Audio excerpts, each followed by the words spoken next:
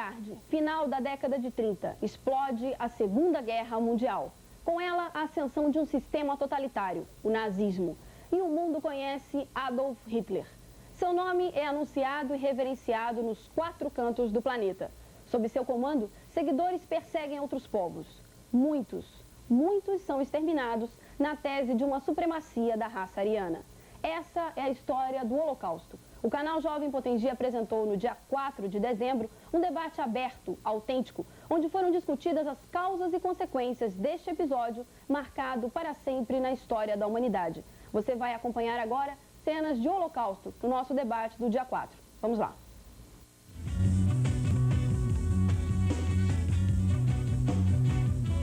Boa tarde. A década de 30 neste século veio nos trazer a consolidação da liderança de um homem que queria marcar de forma sinistra a história da humanidade. O mundo assiste à ascensão de uma ideologia nacionalista marcante, pregando sobretudo a supremacia de uma raça. Dominando os meios de comunicação então disponíveis, calando as oposições em geral e a intelectualidade em particular, exerce sobre um povo humilhado e sofrido um fascínio irresistível e sonha dominar o mundo. Gênio ou louco? Estamos falando de Adolf Hitler. Esse nome virou sinônimo de morte. Apoiada na formação do eixo, a Alemanha nazista cresce, invade outros países, subjuga outros povos e descarrega toda a sua ira, principalmente nos judeus. E o mundo conhece nomes terríveis: Mengele, Gestapo, Treblinka, Auschwitz. De repente, ser judeu é um crime. Em 1935, as leis de Nuremberg tornam claras as suas intenções. Daí por diante, começa sem dúvida a página mais negra da nossa história. Tanto na Alemanha quanto nos países ocupados, os judeus são perseguidos e despojados de seus bens. E embora sendo também cidadãos alemães, são enviados para trabalhos forçados nos campos de concentração. Os judeus deixam assim a vida para entrar nas estatísticas. Voltando no tempo, a Alemanha da década de 30 serve de exemplo clássico da fragilidade das estruturas da convivência humana. E tudo foi previsto quando, em 1924, Adolf Hitler escreve sua obra Minha Luta. A partir de então, o sangue judeu era considerado veneno para os alemães puros. O antissemitismo atingia seu auge. Pregava a eliminação dos judeus a fim de purificar a raça ariana. O fim dessa história todos nós conhecemos. E se conhecemos, temos a obrigação de evitar a sua repetição. É o mínimo a ser feito para reparar as atrocidades cometidas. De toda a história triste da Segunda Guerra, nós podemos tirar um momento de profunda dignidade nas palavras do líder do Levante de Varsóvia. Se o inimigo exige a tua vida, faça tudo para preservá-la. Mas se ele exige a tua honra, não recues. Vá mesmo, até a morte. O nome dele é alemão, eu queria pedir a pronúncia do amigo que está aqui, que é alemão também. O nome dele é? Do líder do movimento soviético. Do movimento do gueto. Isso. Mordechai Anielewicz. Tá meio complicado, né, gente? Realmente eu não sabia pronunciar. Pois é, que a consciência de cada um faça o julgamento, porque o tema de hoje do canal Jovem é o Holocausto. Aconteceu ou não? É verdade ou não o que se fala? Existem pessoas que viveram lá e que afirmam que aconteceu. Existe uma corrente que surgiu recentemente que prega o revisionismo. E é o que você vai conhecer no canal Jovem de hoje. Eu vou apresentar para vocês os convidados aqui do estúdio. Ao meu lado tem aqui a senhora Miriam Abraham. Miriam de Ben Abraham, a esposa de Ben Abraham, que também viveu em um campo de concentração. Não é isso? Boa tarde, dona Miriam. Do meu outro lado, o senhor Ben Abraham, conhecido internacionalmente, inclusive, e que viveu um tempo no campo de Auschwitz, não é isso, senhor? Também em Auschwitz. Também em Auschwitz. Fernando Amaral, conhecido de vocês, repórter do nosso programa, ex-repórter do nosso programa, né? Que vai participar hoje, conhece um pouquinho da história e vai colocar seu ponto de vista, não é isso, Fernando? Isso, boa tarde, tudo bom? Do meu outro lado, tem um estudante, um universitário do curso da Universidade de História, que é também empresário em Natal, que é o senhor Walner Spencer. Boa tarde. Boa tarde. E por último, não menos importante, Luiz Medeiros Queiroz Filho. Ele também é universitário do curso de História, né, Luiz? Boa tarde, professor, exatamente. Bom, gente, o pessoal aqui do estúdio, eu tenho certeza que vai trazer para vocês um debate muito bom, de alto nível. Agora, antes de começar o debate, eu queria que vocês assistissem uma matériazinha, uma reportagenzinha feita pequenininha, para dar uma introdução no nosso debate, contando um pouquinho da história da Alemanha. Vamos ver. Somente graças à crise econômica e às desordens políticas que fragilizaram a República Alemã é que em 1929, um agitador relativamente obscuro tenta tirar proveito do fracasso do golpe de 1923, dessa vez explorando o sistema eleitoral. Seu nome, Adolf Hitler. Em 1932, a Alemanha atinge a marca dos 6 milhões de desempregados, vive um processo eleitoral intenso e assiste a tentativas frustradas de Hitler na obsessão pelo poder. Finalmente conquistado em 30 de janeiro de 1933. Hitler torna-se chanceler da República Alemã. Os nazistas haviam prometido o renascimento da Alemanha, providenciariam empregos, destruiriam o Tratado de Versalhes, ficariam livres dos judeus e restaurariam o esplendor a que o exército tinha direito. O ano de 1933 liberou energias reprimidas da nação alemã, suscitando a sensação de que os próximos anos encerrariam grandes possibilidades.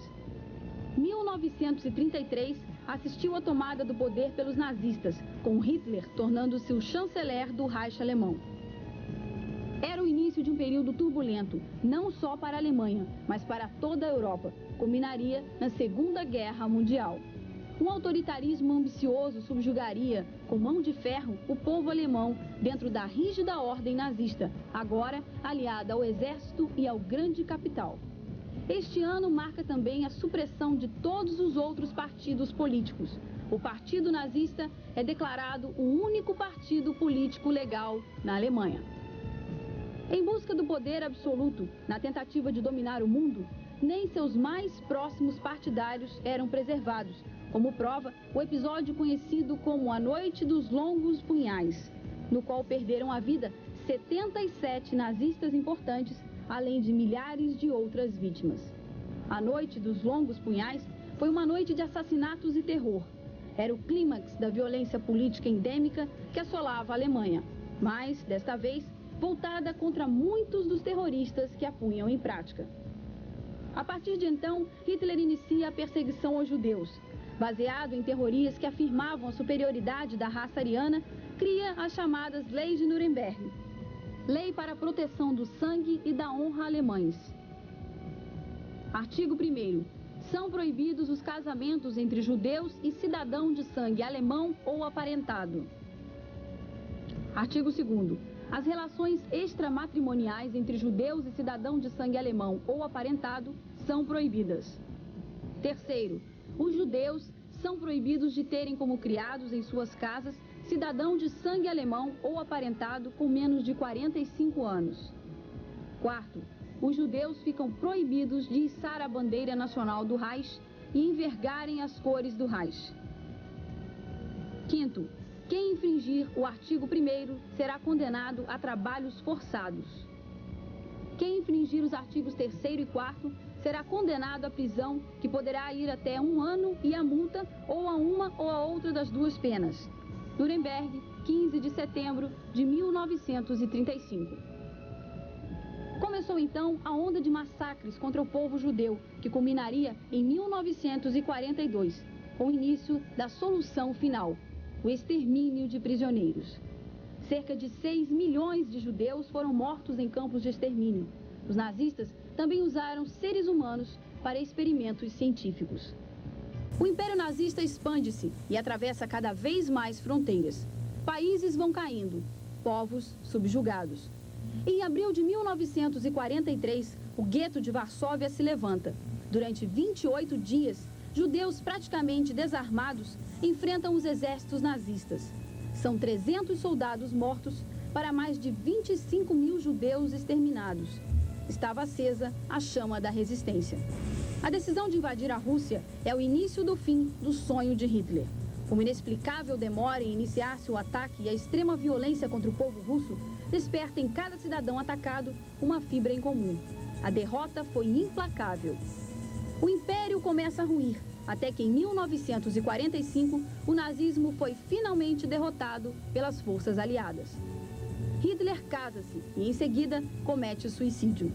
O Tribunal de Nuremberg, em 1946, condena outros líderes por crimes contra a humanidade.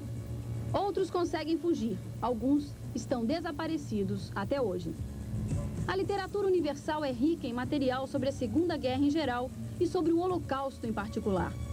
Sobreviventes dos campos de concentração nazistas correm o mundo contando as atrocidades cometidas, sem que até hoje, 47 anos depois do fim dos conflitos, tenham sido desmentidos de forma convincente.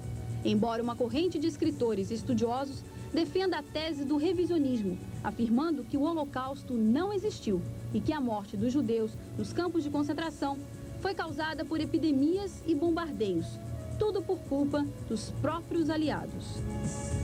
Defendem ainda com veemência que nunca existiu em nenhum lugar, na Alemanha ou na Polônia, sequer uma câmara de gás ou forno crematório, e que as principais fotos são mera montagem. Agora ajo de acordo com as prescrições do criador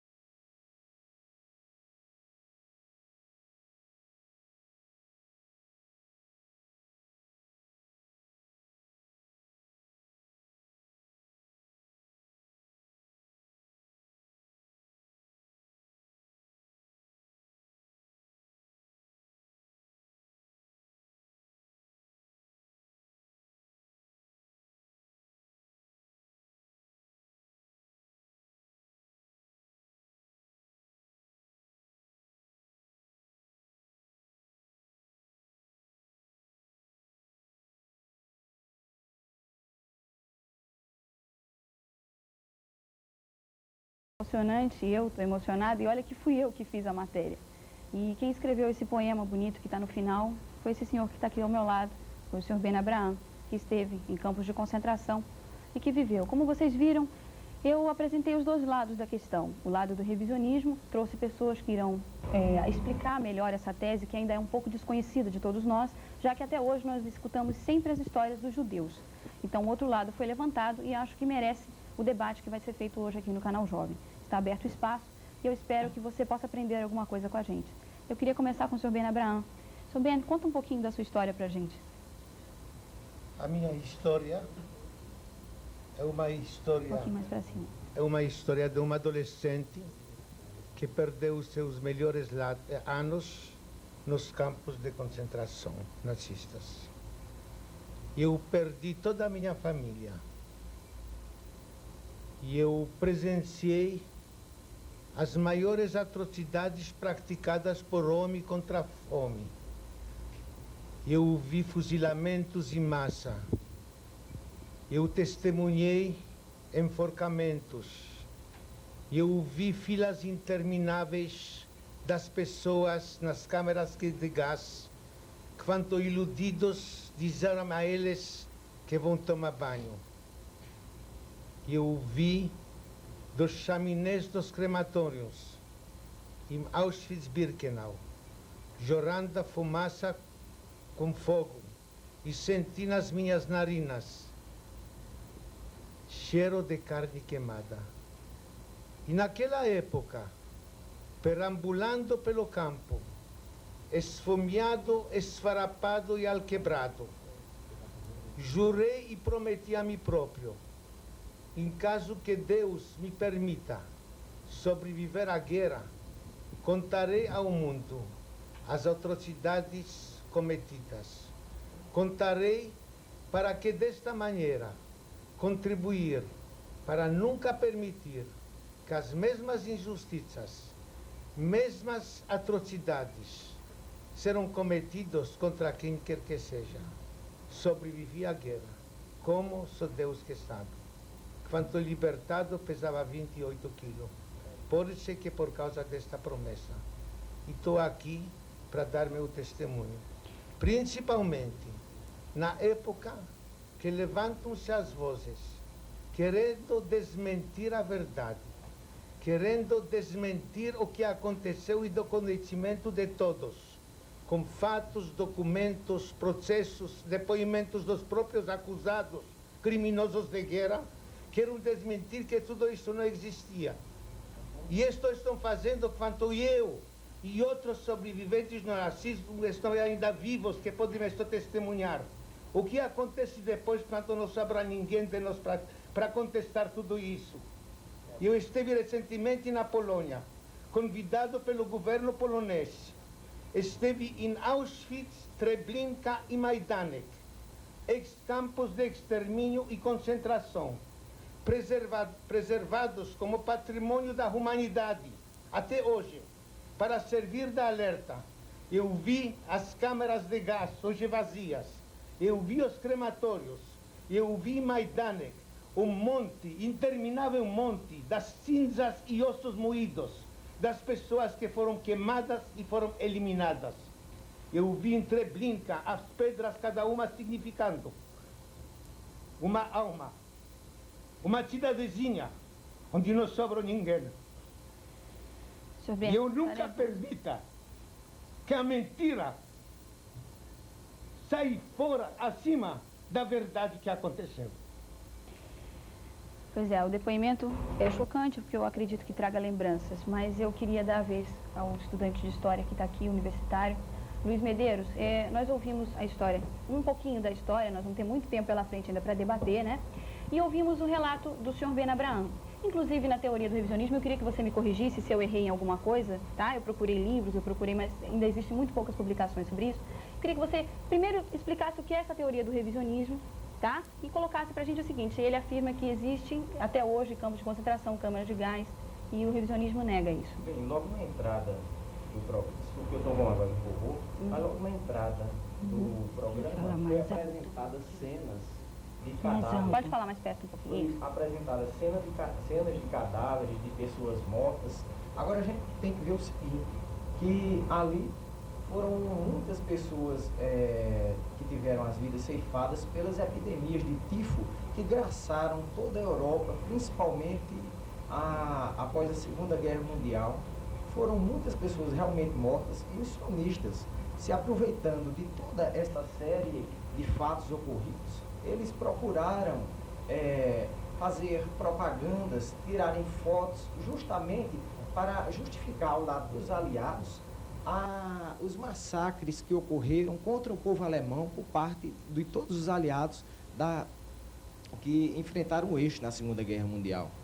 A gente tem que analisar com cautela todas essas imagens, porque nós vemos e ficamos pensando, achando que realmente tudo aquilo é verdade, o que nos passa são imagens que não têm nenhuma explicação, são corpos. A gente tem que ver realmente essa história, a gente tem que analisar do ponto de vista revisionista, não apenas a história da Segunda Guerra Mundial, mas também como deu-se a República de Weimar, o que foi que os judeus fizeram, os sionistas na época da República de Weimar.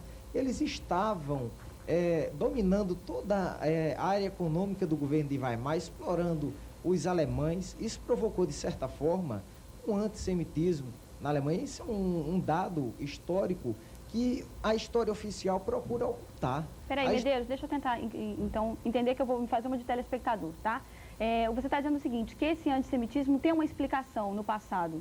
Exatamente, tem a explicação, como eu estava narrando a você. Agora também eu gostaria de dar continuidade a respeito do tema do revisionismo histórico, para falar o seguinte, que revisionismo histórico também tem muito a ver com o Tribunal de Nuremberg, tem muito a ver com as tentativas de paz que Hitler tentou e que foram ofuscadas.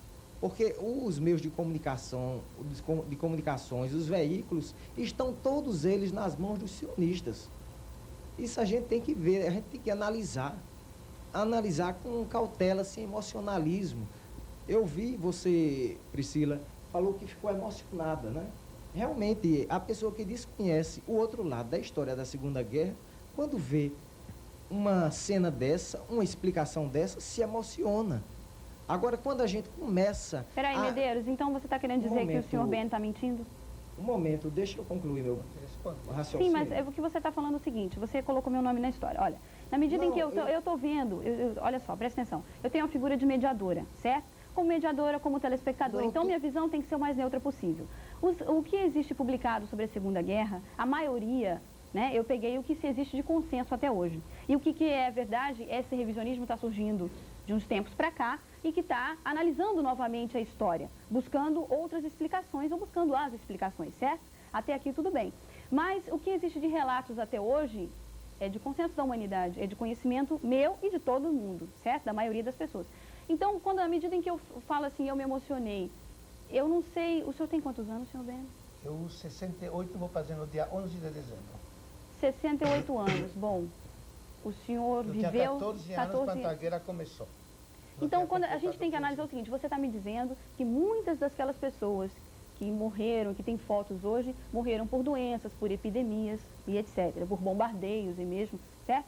Mas será que não existiu, então, o campo de concentração? Não existiu uma parcela que foi submetida a trabalhos forçados, a sacrifícios humanos? É evidente que existiram os campos de concentração justamente para colocar os inimigos do Reich alemão. Agora, a gente tem que ver também o seguinte, que eu pretendia, o raciocínio foi cortado, eu estava querendo dar continuidade ao seguinte, eu estou dizendo o seguinte, que as informações que as pessoas têm a respeito da história da Segunda Guerra Mundial são as informações oficiais, são as informações que nos passam pelos livros didáticos, são aquelas informações, eu comparo a história oficial da Segunda Guerra Mundial como um palco onde nós vemos uma peça, onde nós assistimos os atores, artistas, todos eles bem maquiados, todos eles falando, todos eles representando. Agora, nos bastidores, nos camarins, nós conhecemos a verdadeira história. E quando está muito enraizada essa história do Holocausto, é enraizada demais. E na medida em que se procura questionar, geralmente se é mal interpretado. Eu acho o seguinte, que o debate, a gente deve procurar todos os pontos, prós e contras, e tecer uma opinião a mais neutra possível. Bom, ele não concluiu a teoria do revisionismo, mas daqui a pouco a gente volta para ele vai explicar. Eu queria agora a opinião de outro aluno do curso de História da Universidade, também uma pessoa vivida, que tem negócios, que conheceu, esteve na Alemanha, não é isso, Spencer? Eu morei 4 anos em Frankfurt. Bom, nós ouvimos um lado da história, nós estamos tentando ouvir o outro lado, que é o lado da nova teoria que ele está colocando, e eu queria que você desse uma opinião. Eu concordo com o senhor Abraham num ponto. Fatos que existiram na época da Segunda Guerra Mundial, o mundo não deveria permitir mais que existisse. Eu morei 4 anos na Alemanha, tive muito contato com o povo alemão, fui muito bem tratado lá. Né? Então, ao conviver lá, eu sempre como interessado em história, eu sempre conversei com pessoas que tiveram na guerra, inclusive pessoas que tinham sido nazistas, outras que não, né? E isso é uma grande confusão mental no próprio alemão. Eu acho que o governo alemão, no intuito de não reviver velhas feridas, tenha feito um erro, inclusive a nível da juventude. Quando eu morava lá, você fez uma enquete com a juventude alemã, né? Isso em 78, se não me falha a memória. Essa enquete era quem era Hitler. Para a maior parte das pessoas, Hitler era um engenheiro que tinha feito as autobahns, que eram as estradas, né? Porque o governo alemão, o livro didático do governo alemão, e eu tinha curiosidade de comprar livro didático para ver como o estudante recebia o problema da Segunda Guerra Mundial, era uma folha, meia folha, rapidamente passava, sempre citando que tinha sido uma época muito difícil, e ainda assisti na Alemanha perto de 80, porque o movimento neonazista já existia na época, né? Era frequente pequenos grupos, né? Isso é uma coisa que eu acho que o teu programa deveria esclarecer. O neonazismo hoje não é uma ideologia, são pequenos grupelhos de jovens que se apegam a ideologias extremamente militantes, né? Por uma atração de juventude. Então, um skinhead, o nazista não era skinhead, jamais se vestiria daquele jeito com a cabeça raspada. Ao contrário, a ideologia nazista era uma ideologia extremamente racista e orgulhosa do sangue germânico, né? Em que a pessoa tinha Hitler no próprio Mein Kampf, no livro dele, Minha Luta, que escreveu em Landesberg. Ele preconizava a maneira de vestir de quem realmente era germânico. Existe um padrão de comportamento, de para quem vestimento. leu Mein Kampf sabe que ele diz que o jovem alemão da época dele se vestia de maneira inadequada. Ele era contra a arte moderna, porque achava a arte judia, né, e por aí afora. Quer dizer, o sistema nazista era um sistema completo, né? Raras vezes apareceu no mundo um sistema ideológico completo, né? Na minha modesta opinião, um mau sistema, né? Um sistema horrível, né? Que prendeu uma nação inteira e colocou o mundo inteiro em guerra. Isso é indubitável, né? O meu sogro inclusive, é ex-combatente, lutou contra ele na Itália, né? Então, este sentido do nazismo, né? Hoje está se passando para o neonazista. Eu acho que o neonazista é um grupelho hoje que quanto mais interesse a imprensa colocar em cima dele, mais cresce. Ele cresce na razão direta do interesse que a imprensa coloca, porque ele não é ideológico. Ele ainda não é ideológico. Mas ele pode se tornar uma massa de manobra para aparecer um homem que eu acho que, com sorte, não aparece no próximo milênio um outro Hitler. Porque, para quem estuda história desinteressadamente, eu não venho da raça judia nem israelita, respeito muito a história dos judeus, como respeito a história de qualquer outro povo, como historiador, e não sou o dono da verdade, porque acho que o historiador, antes de mais nada, sabe da dificuldade de ser objetivo e da dificuldade de se conseguir o que se chama de verdade histórica. Não tenha nem dúvida. De separar a própria opinião. Concordo, Luiz, há alguma coisa que tem que revisar. Está revisando hoje, não a nível do historiador, a nível político, né? Está aí o massacre de Katyn, que todo mundo sabe, já se sabia há muitos anos, que era russo, mas isso não é de hoje, com a revisão de hoje. Isso você sabia no tempo do julgamento de Nuremberg, que isso aí está nos documentos de Nuremberg, quando eles, os juízes, fizeram os acordos. Olha, esse assunto não se toca, porque todo mundo sabia que era os russos. Os alemães tinham levado a Cruz Vermelha e diz, não, vamos sozinhos nessa, vamos pegar os russos, né? Isso, o problema do revisionismo hoje, se mataram 6 milhões de judeus, ou se mataram 1 milhão, ou um, para mim não interessa como pessoa. Para mim interessa o seguinte, mataram um injustamente, por uma questão racista, achando que uma raça é melhor do que a outra. Eu acho que não é mais questão de números, minha modesta opinião, né? Isso é uma opinião pessoal, eu estou falando sempre, pessoalmente não defendo aqui ideologia nenhuma. Mas eu acho que o programa casa muito bem com isso. A juventude tem que conhecer na profundidade. E acho que Luiz falou uma coisa muito certa. Tem que conhecer o pré-nazismo, porque é lá que está o início de tudo. Talvez não pelo que